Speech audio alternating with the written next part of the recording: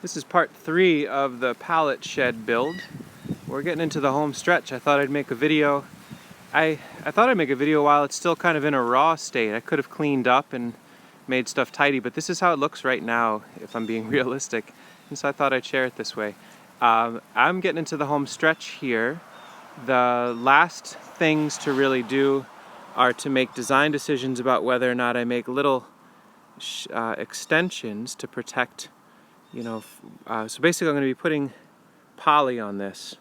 This is a temporary rough positioning of our firewood that's ready to burn this winter, as well as some wood kind of cached out of the way.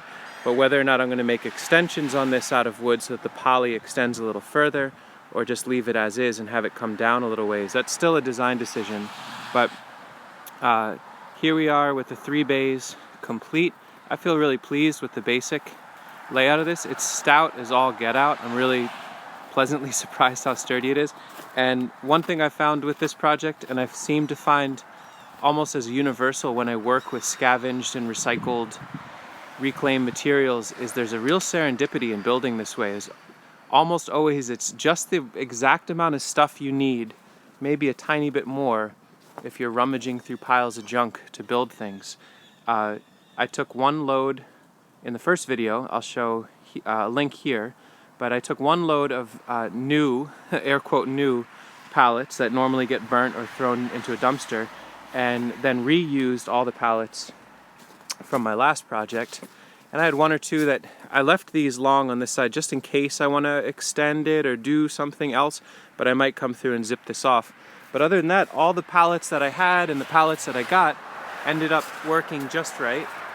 The roof line's a little funky, but it works. Everything's buttoned together and screwed together really tight. I can climb on the roof no problem, which is a pretty good indicator that it should be able to hold a snow load. And I thought I would show, there's a question in the first video of, hey, how do you store your wood? This is a very rough idea. Basically, I take segments of pallets that didn't work out, or this was a pallet that was too swirly or curvy for me to use in this project. And I have leftover stubs of pressure-treated nuggets that were footers for my last pallet shed. And this is a very minimal amount of wood that allows water to flow underneath and airflow underneath the stack of wood. So each course of wood will get one of those. So in this one I've got 5 bays, or 5 layers of wood that Sasha and I stacked, so there's 5 sets of those. It's a lean amount of wood, but it works well. And then another question that I wanted to show, somebody said, well, what about, how do you connect these to the ground? And they're all sitting on old bricks. On the corners, the corner of each pallet, and in the center of each pallet is sitting on a brick. And with the many thousands of pounds of wood resting in it and also penetrating through periodically and resting on the framework, this thing is not going anywhere. I can shake as hard as I want and this is not moving. Now here's the real kicker. I crunched the numbers and this is how much this has cost me to build so far.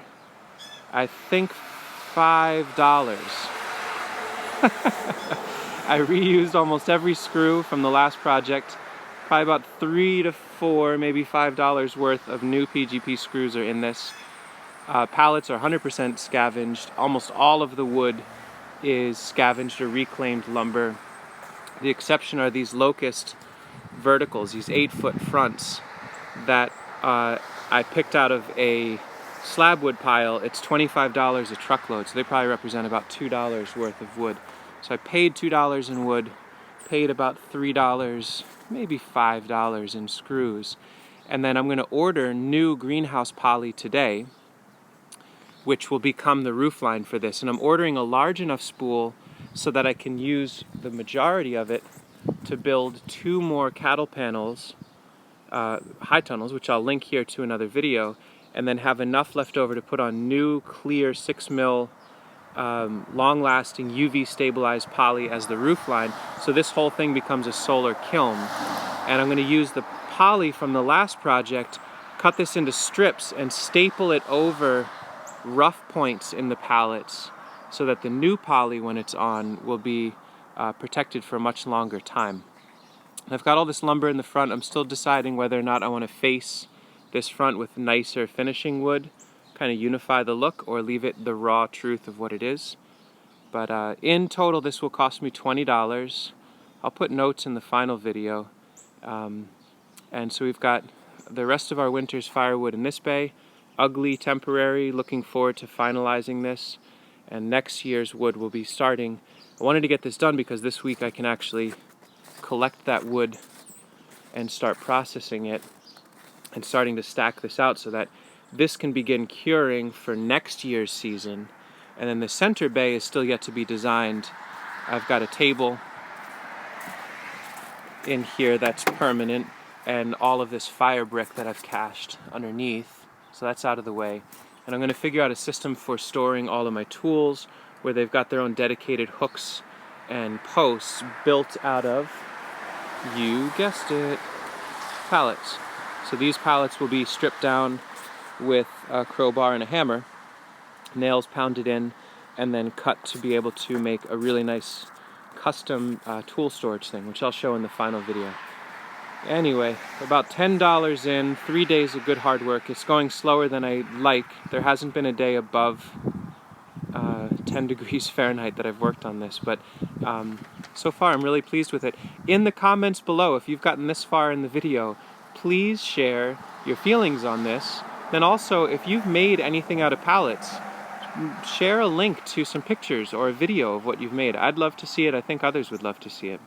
Thanks for watching. I'll do the final update once it's actually done.